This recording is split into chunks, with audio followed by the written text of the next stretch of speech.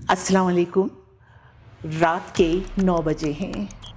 आज के खबरनामे में पहले अहम खबरों की शह सुर्खियाँ। क्योंकि आप लोगों के बेडरूम में और लोगों के जो है ड्राइंग रूम में पहुंचे होती हैं थी। सफदर उसके नाम से मेरे नाम की हो तकमील, वाह, वो ना हो तो सफदर भी बस तन्हा सफदर। हमें बाकायदा खतूत आने शुरू हो गए कि खबरें पढ़नी छोड़ो तुम्हें, वरना हम गोली मार देंगे। और ये पता ही नहीं था कि मैं खुद अपनी मौत को ढूंढ रही हूँ। ओवरसीज़ पाकिस्तानी जो है वो चाहते हैं अपने मुल्क को खुशहाल देखना।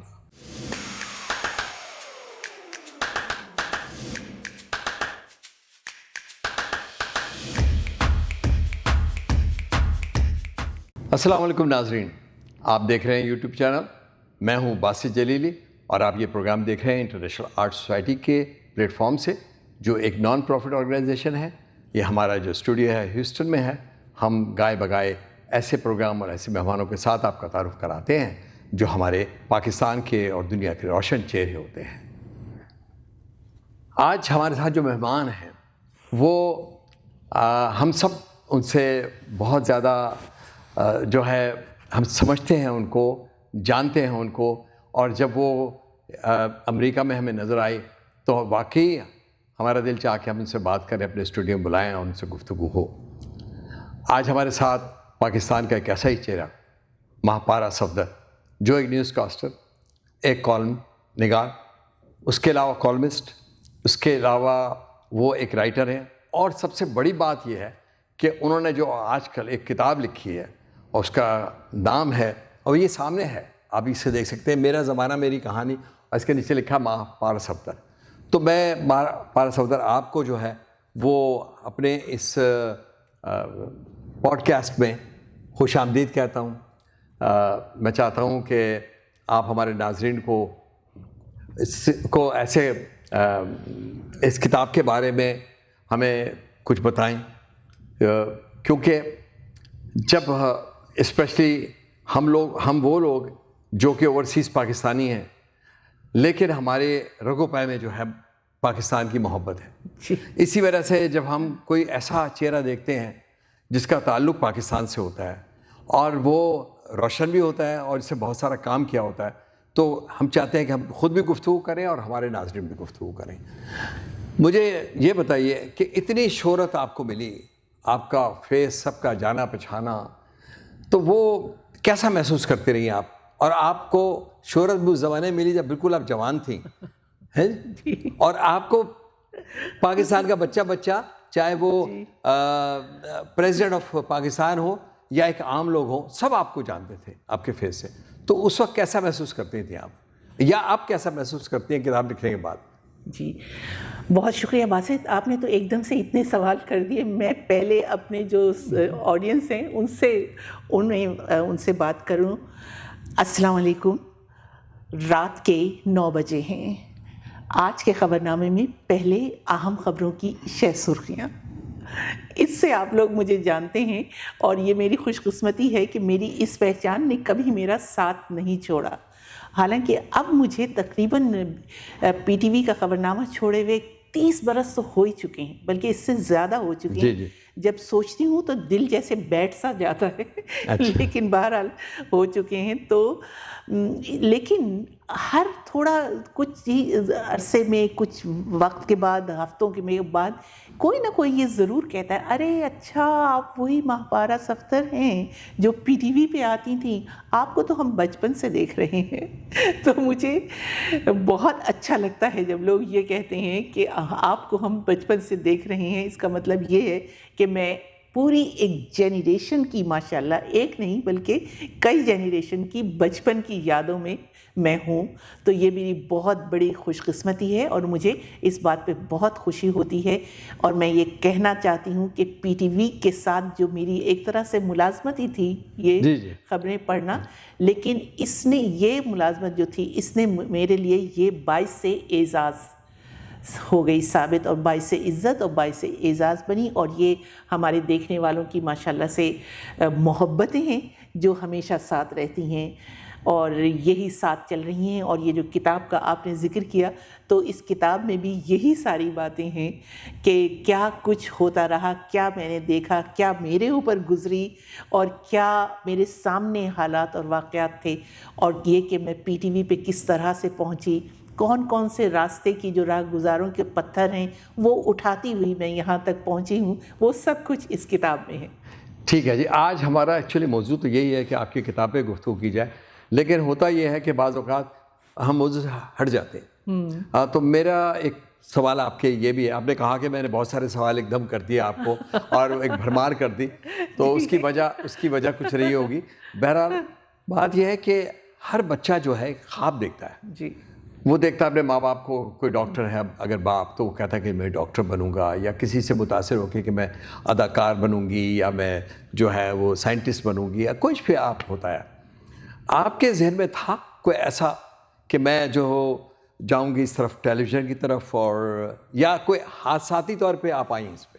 باسط جس زمانے کی میں ہوں, مطلب میں آپ سے بات کر رہی ہوں 70s کے عشرے کی, اس زمانے میں لڑکیوں کو خواب دیکھنے کی اجازت نہیں ہوتی تھی. اب ہوتی ہے؟ اب تو کافی پروفیشنز کھل گئے ہیں, لیکن اس زمانے میں لڑکیاں خواب نہیں دیکھتی تھیں, بلکہ اگر وہ ملازمت کی خواہش مند ہوتی تھیں تو ان کے لیے یہ ہوتا تھا کہ دیوار ملے گی تو کہیں خار ملیں گے, منزل کے سبھی راستے دشوار ملیں گے. تو یہ اس طرح سے کوئی یہ ذہن میں تھا نہیں کہ کچھ جا کر ٹی وی پہ خبریں پڑھوں گی, بالکل نہیں. میں نے ریڈیو پاکستان لاہور کا جو تاریخی ریڈیو اسٹیشن ہے, وہاں سے جب میں ماسٹرز کرنے لاہور گئی تھی تو میری نشریات کے سفر کا آغاز وہاں سے ہوا.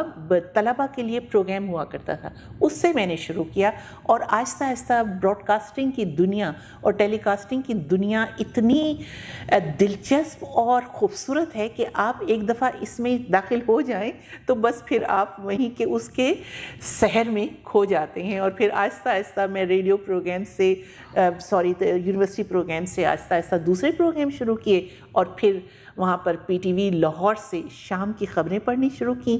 لیکن لوگوں نے جب مجھے جانا کہ میں کون ہوں, تو وہ جب میں 77 میں خبرنامہ میں نے پڑھنا شروع کیا تب. اچھا چلیے بتا دیجیے ہمیں, ہمارے ناظرین کو, اگر میں آپ سے پوچھوں کہ آپ کی نظر میں آپ کیا ہیں, آپ کی نظر میں مہاپارا صفدر کون ہے؟ یہ تو بہت مشکل سوال ہے. میں یہ کہنا چاہوں گی پورے خلوص سے اور پورے دل کے اندر سے کہ میں آج جو کچھ بھی ہوں وہ اپنے ناظرین کی, اپنے سامعین کی محبتوں کی وجہ سے ہوں. کیونکہ دیکھیے میں تو جاب کر رہی تھی بی بی سی میں, اس میں پی ٹی وی میں اور ریڈیو پاکستان میں. میں تو اپنی نوکری کر رہی تھی, ملازمت کر رہی تھی. مجھے جو یہ عزت بخشی ہے وہ میرے دیکھنے والوں نے, وہ میرے سننے والوں میں. تو اگر آج میں مہاپارا صفدر ہوں تو وہ آپ لوگوں کی وجہ سے. اچھا, اس کی وجہ یہ ہوتی ہے کہ جب لوگ اس زمانے میں تو ٹیلی ویژن ایک ہی ہوتا تھا اور پی ٹی وی تھا. جی ہاں. تو جب لوگ ریگولر دیکھتے تھے اور انہوں نے مہاپارا صفدر نظر آتی تھیں, تو ظاہر ہے کہ انہیں ایسا محسوس ہوتا ہوگا, جو ایسے ہوتا ہے عموماً, ایک انسانی فطرت بھی ہے کہ وہ ایسے ہی سمجھ, کیونکہ آپ لوگوں کے بیڈ روم میں اور لوگوں کے جو ہے ڈرائنگ روم میں پہنچے ہوتی ہیں, تو وہ ایسے ہی محسوس کرنے لگتے ہیں جیسے ہماری فیملی ممبر ہیں. بالکل. تو پھر جب وہ ملتے ہیں تو ان کا وہ اظہار بھی اسی طرح کرتے ہیں. بالکل. اب دیکھیے میری آپ کی کئی ملاقات نہیں ہوئی, بالکل, لیکن مجھے لگا ایسے ہی جیسے میں آپ کو برسوں سے جانتے ہیں اور عزیز ہیں, ہم ایک عزیز ہیں, دوست ہیں. جی ہاں, ایک طرح کی.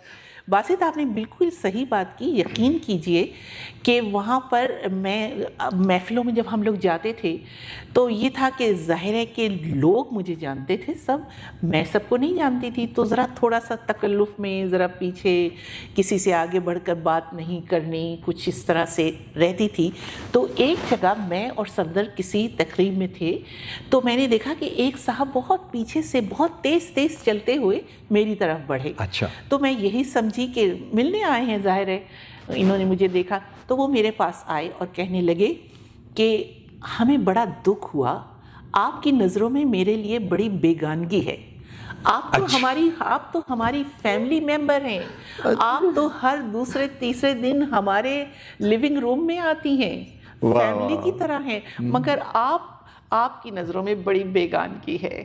تو اس وقت مجھے یہ احساس ہوا کہ لوگوں کی نظروں میں میں کیا ہوں, اور واقعی انہوں نے یہ صحیح کہا, اور اسی سے مجھے یہ احساس ہوا کہ اگر میں مہاپارا صفدر ہوں تو ایسے لوگوں کی وجہ سے ہوں جو مجھے واقعی اپنی فیملی کا ایک رکن سمجھتے تھے اور عزت کرتے تھے اسی بات پہ, اور ہمیشہ کوشش کرتے تھے کہ کہیں نہ کہیں ملیں تو ساتھ تصویریں کھنچوائیں. اور یہ بات صحیح کہہ رہی ہیں آپ. آج دراصل ہم بات تو کریں گے آپ کی کتاب پہ. آپ نے کتاب جو لکھی ہے وہ تو ایک ہسٹری ہے, آپ سمجھیں گے پاکستان کی. اس کے اندر آپ نے کھل کے بات کی ہے مختلف ٹاپکس پہ. اگر ناظرین میں آپ سے بھی یہ درخواست کروں گا کہ جب بھی آپ کو موقع ملے, یہ بک کارنر والوں نے, جہلم والے جو ہیں انہوں نے چھاپی ہے, اگر آپ کو ملے تو آپ اسے ضرور پڑھیں. اور یقین کریں کہ میں نے بھی خرید کے پڑھی ہے ان سے کتاب.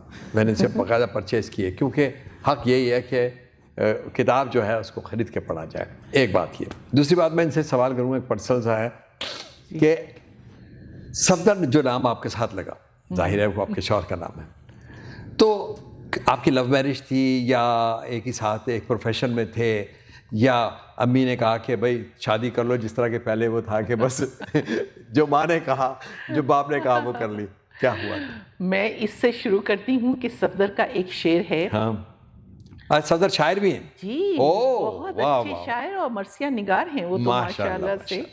ان کا ایک شعر ہے, صفدر اس کے نام سے ہو میرے, صفدر اس کے نام سے میرے نام کی ہو تکمیل, واہ, وہ نہ ہو تو صفدر بھی بس تنہا صفدر ہو. واہ, تنہا صفدر, تنہا صفدر ہو.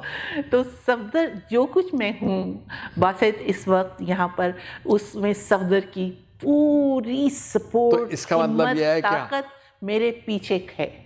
اس کی وجہ سے میں ہوں. اور یقین جانیے میں اپنی خواتین بچیوں سب سے یہ کہنا چاہتی ہوں کہ جب تک آپ کے خاندان کے, اگر آپ بیٹی ہیں تو آپ کے والد اور بھائی, اور اگر آپ بیوی ہیں تو آپ کے شوہر آپ کے ساتھ کھڑے نہیں ہوتے تو آپ ماہپارا صفدر نہیں بنتی ہیں.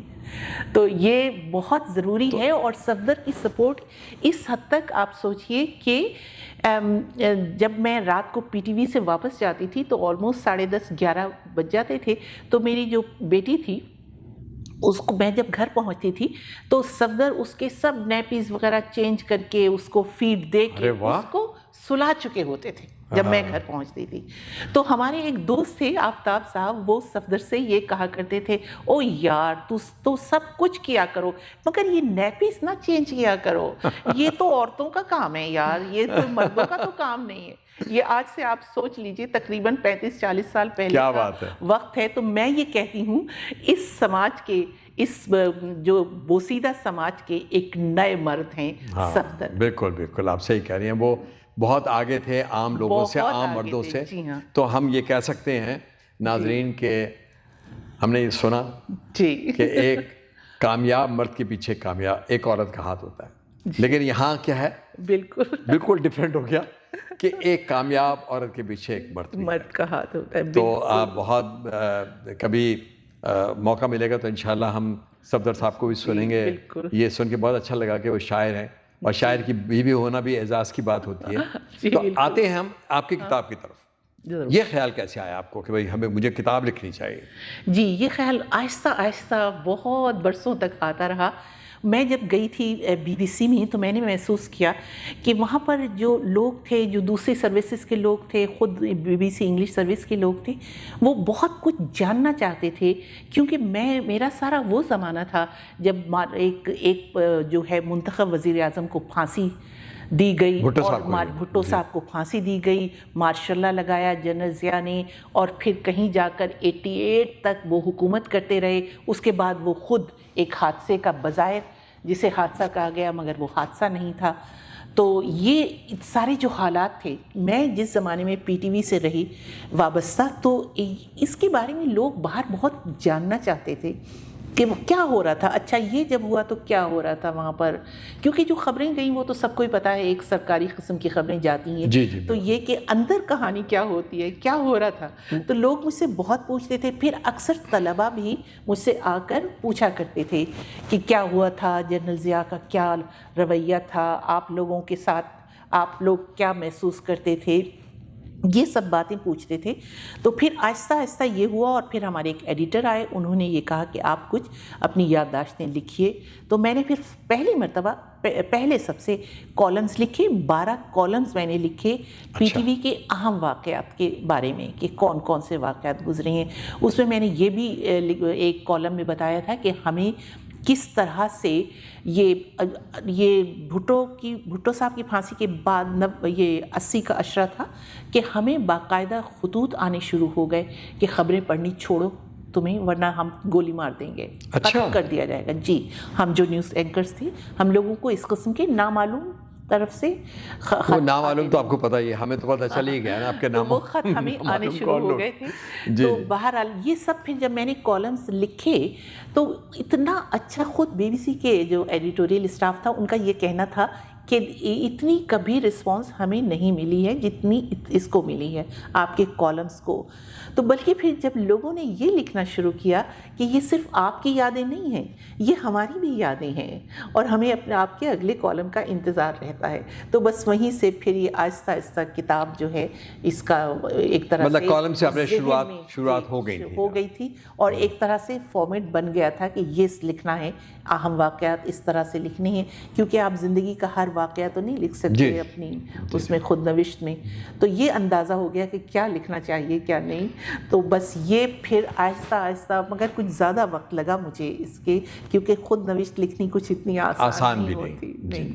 اچھا یہ بتائیے کہ اگر میں آپ سے کہوں کہ اس کتاب میں تو خیر 500 صفحات ہیں, کہ اس میں سے کوئی ایک ایسا واقعہ جو بڑا دل خراش ہو اور جس سے آپ بھی متاثر ہوئی ہوں, آپ کو فیل ہوا ہو کہ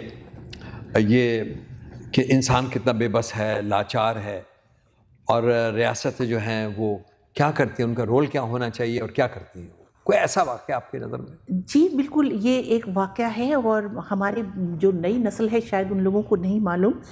راولپنڈی اسلام آباد میں موت کی بارش, 10 اپریل 1988 کا یہ واقعہ ہے کہ اوجڑی کے کسی کو راولپنڈی اور اسلام آباد کے شہریوں کو کاش کہ یہ علم ہوتا کہ آج دونوں شہروں میں قیامت صغریٰ برپا ہونے والی ہے اور بہت سے افراد جو معمولات زندگی کے لیے گھروں سے نکل رہے تھے کبھی گھروں کو واپس نہیں لوٹ سکیں گے. دن کی 10 بجے زندگی معمول کے مطابق رواں دوا تھی. میں تھوڑا سا بتا دیتی ہوں, زیادہ اس کو پڑھوں نا, کہ میں 11 بجے کا بلیٹن پڑھا, ریڈیو پہ میری ڈیوٹی تھی, 11 بجے کا بلیٹن پڑھا اور اس کے بعد پھر 1 بجے کا ہم لوگوں کو پڑھنا ہوتا تھا, تو ہم وہیں ریڈیو پاکستان میں ٹھہرتے تھے. تو میں اس کے بعد ہم نے دیکھا کہ آوازیں آنی شروع ہو گئیں میزائل چلنے کی. اوجڑی کیمپ کا واقعہ ہے. جی ہاں, 10 اپریل 1988 کا. اب باقاعدہ آوازیں شروع ہو گئیں آنی, تو کچھ سمجھ میں نہیں آ رہا تھا, عجیب و غریب قسم کی لوگ باتیں کر رہے تھے کہ کہیں انڈیا نے تو حملہ نہیں کر دیا سیدھا یہاں پر اسلام آباد پر, تو اس طرح کی باتیں. پھر اور یقین جانے کہ میں یہ دیکھنے کے لیے کہ یہ آوازیں کس طرف سے آ رہی ہیں, میں اپنے اسٹوڈیو سے بلڈنگ سے نکل کے ایک اونچا سا وہ ہے اوپن ایریا, وہاں جا کر کھڑی ہو گئی یہ دیکھنے کے لیے کہ یہ آوازیں کس طرف سے آ رہی ہیں. اور یہ پتہ ہی نہیں تھا کہ میں خود اپنی موت کو ڈھونڈ رہی ہوں, کیونکہ وہ جو راکٹ تھے وہ ہر طرف چل رہے تھے اور کہیں بھی گر سکتے تھے. جہاں میں کھڑی تھی ریڈیو پاکستان میں درخت کے نیچے, وہاں بھی گر سکتے تھے. جی. تو میں آج یہ سب بتانے کے لیے ہمارے ناظرین کو یہ بتائیے کہ اوجڑی کیمپ تھا کیا ایکچولی, جہاں سے یہ بارش ہو رہی تھی وہ تھا کیا؟ اوجڑی کیمپ راولپنڈی اور اسلام آباد کے درمیان بیچوں آبادی کے بیچوں بیچ اسلحے اور ہتھیاروں کا ایک وہ تھا ڈپو, اسلحہ ڈپو تھا جو آبادی کے بالکل درمیان تھا. کسی کو علم بھی نہیں تھا. جو ایک طریقہ کار ہے, جو ایک قانونی طریقہ کار ہے کہ جو اسلحے کے ڈپو ہیں وہ اتنے آبادی کے قریب نہیں ہوتے. تو یہ جب کبھی بنا ہوگا, وہ اس وقت انگریزوں کے زمانے میں بنا ہوگا, پنڈی چھاونی تھی اس وقت, تو یہ شہر کا باہر کا علاقہ ہوگا. لیکن پھر بعد میں کسی نے یہ نہیں سوچا کہ اب تو یہ علاقہ بالکل آبادی کے پاس آ گیا. تو بہرحال یہ ایک اسلحے کا ڈپو تھا. اور اس میں جو خبر جو 1 بجے ریڈیو پاکستان میں جو خبر میں نے نشر کی اس میں یہ تھا کہ اوجڑی کیمپ میں آگ لگ گئی ہے. اچانک آگ بھڑک اٹھنے سے جو میزائل ہیں وہ چل پڑے ہیں اور وہ جا کر مختلف اس کے جگہوں پیچھے پر کہانی جو ہے وہ ڈفرینٹ ہے. کہانی ڈفرینٹ تھی جی. بالکل، لیکن بتایا یہ گیا. لیکن دکھ کی بات یہ ہے کہ یہ اس خبر کے ساتھ یہ تک نہیں بتایا گیا کہ جو ہم عوام سے اپیل کرتے ہیں کہ وہ بالکل خوف زدہ نہ ہوں، وہ اپنے گھروں میں رہیں، کچھ نہیں بتایا گیا. تو آپ یقین جانیے بازد کہ لوگ پاگلوں کی طرح دیوانہ وار سڑکوں پر بھاگ رہے تھے. لوگوں کو یہ سمجھ میں نہیں آ رہا تھا کہ وہ کس طرف چلے جائیں. اور یہ جو خاقان عباسی ہیں سابق وزیر اعظم، یہ اور ان کے والد، ان کی گاڑی بالکل اوجڑی کیمپ کے پاس سے گزر رہی تھی.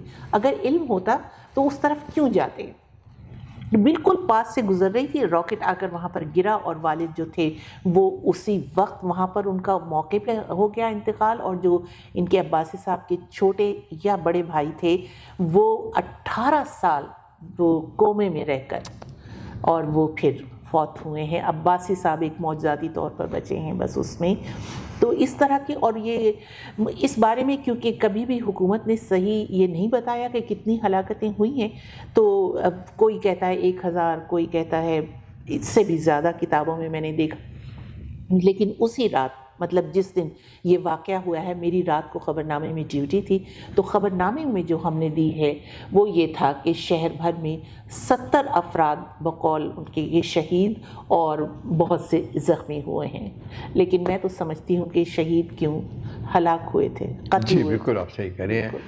وہ یہ تو ایک الگ بحث ہے کہ شہادت کی جو موت ہے وہ کس طرح. جی.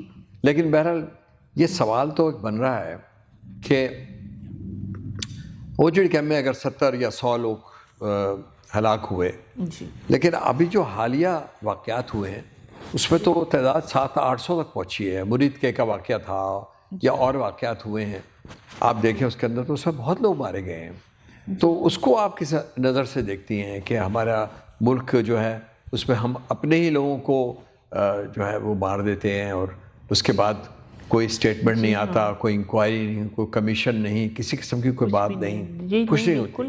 یہ جو 26 نومبر کو اسلام آباد میں ہوا ہے، یہ بھی گورنمنٹ تو مانتی ہی نہیں ہے کہ اس نے کوئی گولی چلائی ہے یا کوئی ایسا واقعہ ہوا ہے. اور مرید کے بارے میں بھی بالکل کوئی خبر نہیں. یہ جو 26 نومبر کا واقعہ، یہ تو پھر باہر کے اخبارات نے اس کو بتا دیا. اور جو کچھ صحافی تھے ایسے کہ انہوں نے جان پر کھیل کے رپورٹنگ کی، اور پھر 18 لاشیں تو مل ہی چکی ہیں. تو اس کا مطلب یہ 18 لوگ تو مرے ہیں. ہاں یہ تو کنفرم ہو گیا نا، یہ تو کنفرم ہے. لیکن بہت سے لوگ ابھی بھی لاپتہ ہیں. تو اب ان کا کچھ پتہ نہیں کہ وہ زندہ ہیں یا وہ بھی مارے جا چکے ہیں. اور مرید کے واقعے کا بھی صرف سوشل میڈیا پر پتہ چل رہا ہے کہ کچھ ہوا ہے، لیکن ابھی تک اس کے صحیح اعداد و شمار بالکل سامنے نہیں آ سکے ہیں. مرید کے واقعے کے بعد تو عمران خان جو ہیں وہ ان سے بالکل رابطے ہی نہیں رہے باہر کی دنیا کے. ان کو تو بالکل قید تنہائی میں رکھا ہوا ہے. لیکن 26 نومبر کے بعد عمران خان کا جو وہ تھا ایک مطالبہ، وہ حکومت سے یہی تھا کہ آپ 9 مئی اور 26 نومبر کے واقعات کی جوڈیشل انکوائری کروائیے تاکہ سب کچھ سامنے آ سکے. لیکن عمران خان کی یہ بات نہیں مانی گئی، کوئی انکوائری نہیں ہوئی آج تک. میں ناظرین ایمانداری کی بات ہے کہ پی ٹی آئی کا ویسے تو کوئی کارکن نہیں ہوں، لیکن یہ ہے کہ ہم انصاف چاہتے ہیں. اوورسیز پاکستانی جو ہے وہ چاہتے ہیں اپنے ملک کو خوشحال دیکھنا. آپ دیکھیں ہمارے سامنے مثالیں ہیں جاپان کی. جاپان جو ہے اس پہ بم گرے، گھٹنوں کے بل آ گیا، لیکن انہوں نے اپنی شکست کو فتح میں تبدیل کیا اور اس طرح کیا کہ آج جاپان بہت خوشحال ہے. کوئی جگہ آپ مجھے دنیا کی بتا دیجئے جہاں ان کی گاڑی نہ کھڑی ہو، جہاں نہ چل رہی ہو. تو جب وہ کر سکتے ہیں، ہمارے ہاں تو معدنیات بہت ہیں، ہمارے تو ریسورسز بہت ہیں، ہمارے ہاں تو آپ دیکھیے تو چاروں موسم ہیں، فروٹ ہمیں بہت ذائقے دار ملے گا، لوگ بڑا ٹیلنٹڈ ہیں. دنیا کے جو اچھے ٹیلنٹڈ لوگ ہیں ان میں پاکستانیوں کا شمار ہے. پاکستانی امریکہ میں بھی، یورپ میں بھی ڈاکٹرز ہیں، انجینئرز ہیں، سائنٹسٹ ہیں. تو پھر کیا وجہ ہے؟ میں آپ سے پوچھتا ہوں، آپ کی نظر میں پاکستان کو کون سا ایسی غلطی ان سے ہوئی ہے، کوئی ایسا موڑ کاٹ لیا ہے انہوں نے کہ یہ جو ہے جا رہے ہیں، ڈکلائن ہو رہے ہیں؟ یہ کیسے، کوئی ایسا راستہ ہے کیا آپ سوچ سکتے ہیں کہ کوئی ایسا وقت آئے گا ہماری زندگی میں کہ وہ فیض صاحب کی طرح کہ ہم دیکھیں گے؟ ہم دیکھیں گے جی ہم دیکھیں گے. باسط بہت ہی آپ نے ایک مشکل اور بہت ہی ایک بنیادی سا سوال کیا ہے. آج ہر پاکستان کی آنکھوں میں اور چہرے پر یہی سوال ہے کہ آخر ہم کب بہتر ہوں گے. کیوں نہیں ہمارے ساتھ ہی آزاد ہونے والے ملک ہم سے کہیں آگے بڑھ گئے ہیں. لیکن جو ایک بہت اس کا ظاہر ہے ویسے تو یہ بہت بڑی ڈیبیٹ ہے یہ، لیکن میرے خیال میں یہ جو عدم استحکام ہے، سیاسی عدم استحکام ہے، یہ ایک بہت بڑی وجہ ہے ہمارے ملک کے نہ سدھرنے کی.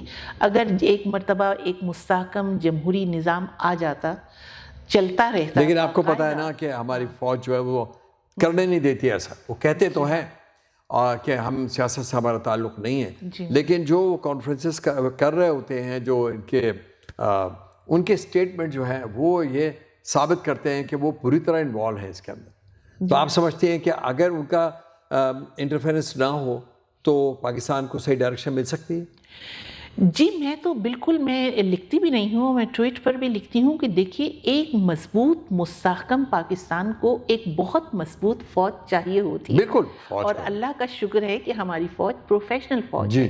تو اگر فوج پروفیشنل ہے، اچھی فوج ہے، تو کیوں نہیں ہمارا ملک بھی ایک مستحکم ملک ہو، سیاسی طور پر ایک جمہوری ملک ہو جو قوموں کی برادری میں سر اٹھا کر کھڑا ہو کہ یہ ملک بھی جمہوری ملک ہے اور اتنا مضبوط ملک ہے اور اس کی فوج بھی اتنی مضبوط ہے. آپ ایک پیغام دیجئے ہمارے فوج کو، دیجئے ان کے جنرلوں کو، دیجئے ایک پیغام کہ انہیں کیا کرنا چاہیے. جی میں تو بالکل یہی کہوں گی، اور یہ میں پہلے بھی لکھتی رہی ہوں کہ ہمیں ہمارے ملک کو ایک بہت مضبوط فوج کی، پروفیشنل فوج کی ضرورت ہے. اور میں جانتی ہوں، میں کیونکہ 80 کے عشرے میں وہاں پر اسلام آباد میں رہی ہوں، پنڈی میں رہی ہوں، تو فوجی بھائیوں سے بہت قریب تھی، بہت آنا جانا ہوتا تھا، مختلف تقریبات میں ملنا ہوتا تھا. میں جانتی ہوں ہماری فوج ماشاءاللہ سے بہت پروفیشنل ہے. تو ہماری فوج کو بھی یہ چاہیے کہ وہ خود ایک اچھی منظم فوج ہے، پروفیشنل فوج ہے، تو وہ اپنے ملک کو بھی اپنے قابل بننے دے کہ ایک ملک بھی مستحکم ملک کھڑا ہو، ہم قوموں کی برادری میں سر اٹھا کے کھڑے ہوں کہ ہم پاکستانی ہیں. دیکھیے ہمارے ہاں اتنی مضبوط جمہوریت ہے اور ہماری اتنی مضبوط فوج ہے. اور ہمارے لوگ دیکھیے، سب سے پہلے باسط یہ عمران خان کے منہ سے میں نے یہ نعرہ سنا کہ پاکستان پر وہ وقت آنے والا ہے کہ لوگ باہر سے نوکریاں ڈھونڈنے یہاں آئیں گے پاکستان میں. ہوا نہیں ایسا، لیکن نہیں ہوا تو نہیں، لیکن کاش کہ ایسا ہو. ہم لوگ دیکھیے پاکستانی اگر اچھی زندگی گزارنا چاہتے ہیں تو وہ باہر کے ملکوں میں کیوں جائیں؟ اگر ہم پاکستانی اپنے بچوں کو اچھی تعلیم دلوانا چاہتے ہیں تو وہ باہر کے ملکوں میں کیوں جائیں؟ یہ سہولتیں تو انہیں اپنے ملکوں میں ملنی چاہیے. اور یہ کہ باہر سے ملک لوگ آئیں، آپ کے پاس آئیں، آپ کیوں لوگوں کے پاس جاتے ہیں؟ اور چلیے کچھ عرصے تک ٹھیک تھا، کوئی بات نہیں تھی، آپ نیا ملک آپ کی ہوئی تھی، آزادی ملی تھی، لیکن اب تو 78 برس گزر گئے اور اب بھی وہی حال ہے کہ کسی کو اگر اچھی تعلیم چاہیے تو باہر کی طرف دیکھتا ہے، کسی کو اچھی روزگار چاہیے تو وہ باہر کی طرف دیکھتا ہے. اور اب تو یہ اتنا، میں ابھی حال ہی میں پاکستان میں آئی ہوں، ہر گھر میں اتنی مایوسی ہے کہ مستقبل کچھ ہے ہی نہیں، نوجوانوں کا کوئی مستقبل نہیں ہے. اور ہمارے پاکستان میں اتنی بڑی آبادی نوجوانوں کی ہے. جی بالکل. ہاں، اس لحاظ سے اگر دیکھا جائے کہ پاکستان میں جو بچے ہیں، ینگ بچے جو ہے، وہ کسی اور دنیا میں ایسا نہیں ہے کہ 70% ہمارے بچے جو ہے وہ میرا خیال ہے ایج 18 یا 20 سال سے لے کے 24-25 سال تک کے ہیں. تو اس کا مطلب ہمارا بہت زبردست قسم کی مین پاور موجود ہے اور انٹیلیجنٹ لوگ ہیں، بہت انٹیلیجنٹ ہیں. لیکن ان کو اچھی تعلیم جو ہے، اچھی درسگاہیں وہ میسر نہیں ہیں. اچھی تو دستگاہیں دور کی بات ہے، واسط معذرت بہت قطع کلامی کی، اچھی دستگاہیں تو ذرا آگے کی بات ہے. 2.5 کروڑ بچے روڈ پہ ہیں، اسکولوں سے باہر ہیں. اور مجھے حیرت ہوتی ہے کہ جب میں حکمرانوں کی طرف سے اعلان سنتی ہو کہ ہم کمپیوٹر دے رہے ہیں، ہم لیپ ٹاپس دے رہے ہیں، ہم دانش یونیورسٹی بنا رہے ہیں، کس لیے؟ آپ کو چاہیے کہ پہلے آپ ہر بچے کی تعلیم کا بندوبست کریں. بالکل. یونیورسٹی تک تو عام لوگ بیچارے پہنچ بھی نہیں پاتے ہیں. اچھا، اوورسیز پاکستانی جس طرح آپ وہاں گئی ہیں، آپ کیا سمجھتی ہیں کہ اوورسیز پاکستانیوں کو اپنی شناخت کا اور اپنی زبان کا کوئی مسئلہ ہے؟ جی ہاں بالکل، بہت مسئلہ ہے. میرا تو بہت مجھے اس بات کا دکھ ہے کہ ہماری نئی نسل ہماری زبان سے دور ہو گئی ہے. اردو زبان بالکل نہیں. اس کی وجہ یہ ہے کہ بچوں کا قصور نہیں ہے. اسکولوں میں یہ زبان بالکل، جیسے کہ وہاں پر یورپین اسکولوں میں 3-4 زبانیں پڑھائی جاتی ہیں. انگلش تو خیر ہے ہی، لیکن ان کو فرینچ بھی آفر کی جاتی ہے، یہ ہسپانوی زبان بھی سکھائی جاتی ہے. لیکن اردو کے لیے یہ میرا خیال ہے کہ تھوڑی سی کوششوں کی ضرورت تھی کہ اردو بھی پڑھائی جاتی. ہماری نئی نسل کے، یہ میں سامنے لکھا ہوا دیکھ رہی ہوں، لیٹس پروموٹ اردو ادب اینڈ کلچر. اس کے لیے بہت ہی زیادہ جد و جہد کرنے کی ضرورت ہے کہ اسکولوں میں ہمارے بچوں کو، جو بچے پڑھنا چاہتے ہیں، یہ نہیں، یہ آپشنل ہوتا ہے، کوئی کمپلسری تو ہوتی نہیں ہے. لینگویجز کہیں بھی نہیں ہوتی، تو جو بچے پڑھنا چاہیں ان کو اس کی سہولت ملنی چاہیے. اس طرح سے وہ اپنی زبان سے قریب رہیں گے. اور جو لوگ یہ سمجھتے ہیں کہ جی کوئی ضروری نہیں ہے کیونکہ اردو کی کوئی مارکیٹ نہیں ہے اس لیے بچے پڑھنا بھی نہیں چاہتے، تو کیوں نہیں؟ جب اتنی بڑی آبادی ہے، کروڑوں کی آبادی ہے، تو مارکیٹ کیوں نہیں ہے اردو کی؟ نہیں، مجھے تو دیکھیے، میں ایک بات کہوں آپ سے کہ میں وہاں جب دیکھتا ہوں یہاں پر امریکہ میں بھی اپنے دوسری کمیونٹیز کو، تو اپنے وہ بول چال کے اندر، اپنے تقریبات میں، اپنے پروگرامز میں، وہ اپنی جو ان کی لینگویج ہوتی ہے، عرب جو ہیں عربی بولتے ہیں، ہسپینک جو ہیں وہ اپنی بولتے ہیں.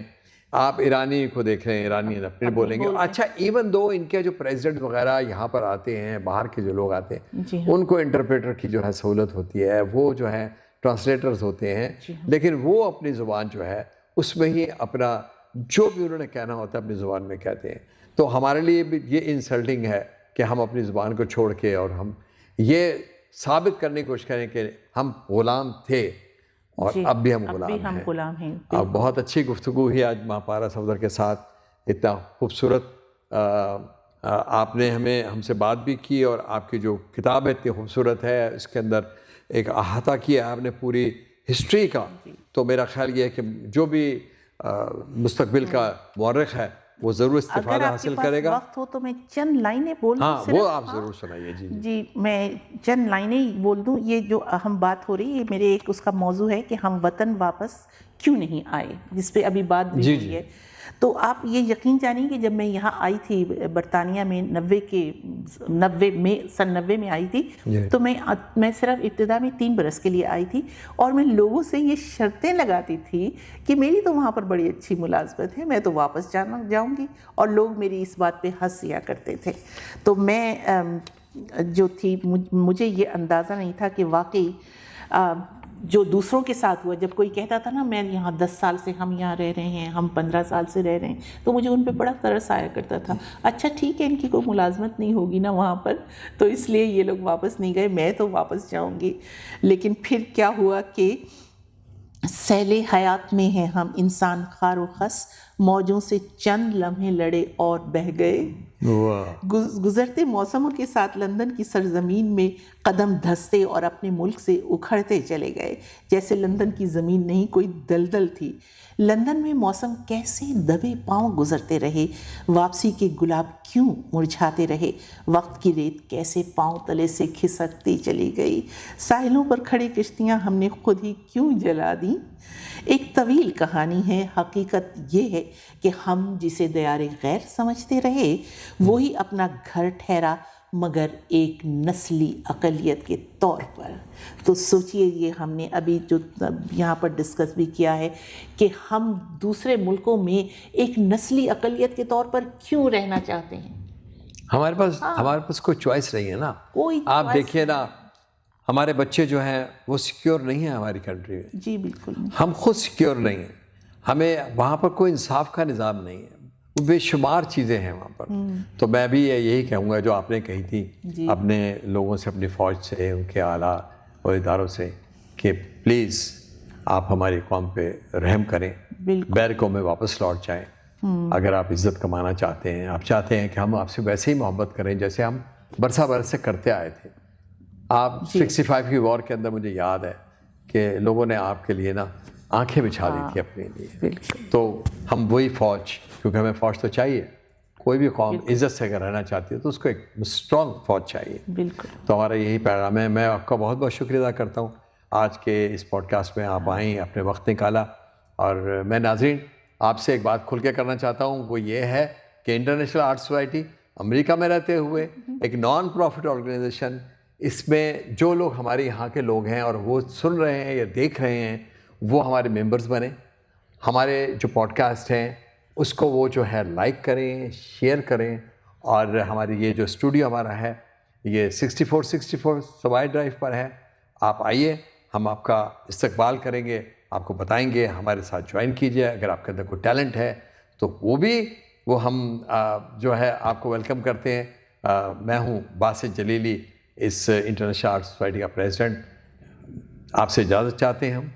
اللہ نگہبان. بہت شکریہ.